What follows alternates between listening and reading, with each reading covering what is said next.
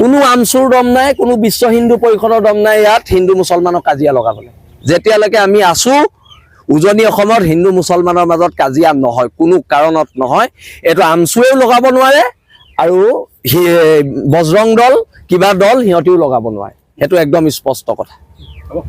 কাৰণতে স্বাক্ষৰ কৰা নহ'ব, কোনো কাৰণতে বন চাইনত স্বাক্ষৰ নকৰোঁ। কালি আমি সামাজিক মাধ্যম যোগেদি এইটো কথা স্পষ্ট কৰি দিছোঁ, প্ৰয়োজনত জেল, কিন্তু বন চাইন কৰা নহ'ব, এইটো একদম স্পষ্ট কথা। কালি আৰক্ষী প্ৰশাসনকো মই কৈ দিছোঁ, সোমাবলৈ নিদিওঁ। এতিয়া অসমত এটা নেৰেটিভ হৈছে, এই নেৰেটিভটো আমি চেঞ্জ কৰিব লাগিব।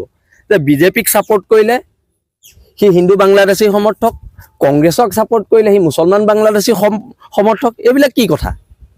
গণতন্ত্ৰত এইবোৰ কি কথা?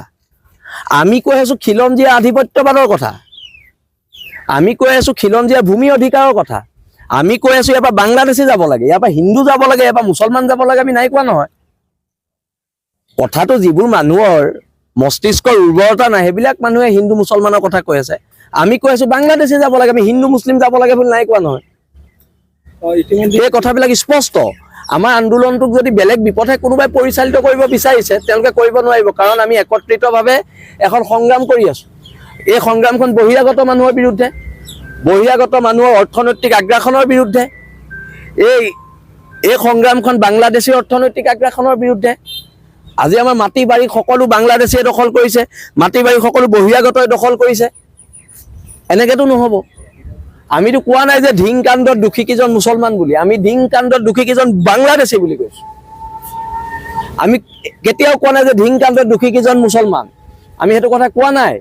আমি কৈছোঁ ধিং কাণ্ডত দোষী কেইজন সন্দেহযুক্ত বাংলাদেশী হয়, কথাবিলাক স্পষ্ট।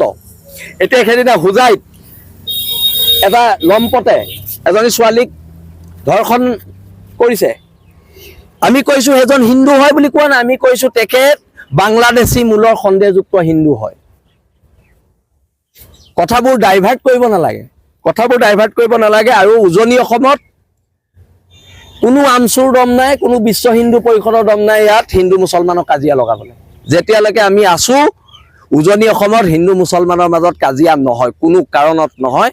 এইটো আমচুৱেও লগাব নোৱাৰে আৰু বজৰং দল কিবা দল সিহঁতিও লগাব নোৱাৰে, সেইটো একদম স্পষ্ট কথা। সোমাবলৈ নিদিওঁ। এতিয়া অসমত এটা নেৰেটিভ হৈছে, এই নেৰেটিভটো আমি চেঞ্জ কৰিব লাগিব। যে বিজেপিক ছাপোৰ্ট কৰিলে সি হিন্দু বাংলাদেশী সমৰ্থক, কংগ্ৰেছক ছাপোৰ্ট কৰিলে সি মুছলমান বাংলাদেশী সমৰ্থক। এইবিলাক কি কথা? গণতন্ত্ৰত এইবোৰ কি কথা? আমি কৈ আছোঁ খিলঞ্জীয়া আধিপত্যবাদৰ কথা, আমি কৈ আছোঁ খিলঞ্জীয়া ভূমি অধিকাৰৰ কথা, আমি কৈ আছোঁ ইয়াৰ পৰা বাংলাদেশী যাব লাগে, ইয়াৰ পৰা হিন্দু যাব লাগে, ইয়াৰ পৰা মুছলমান যাব লাগে, আমি নাই কোৱা নহয়।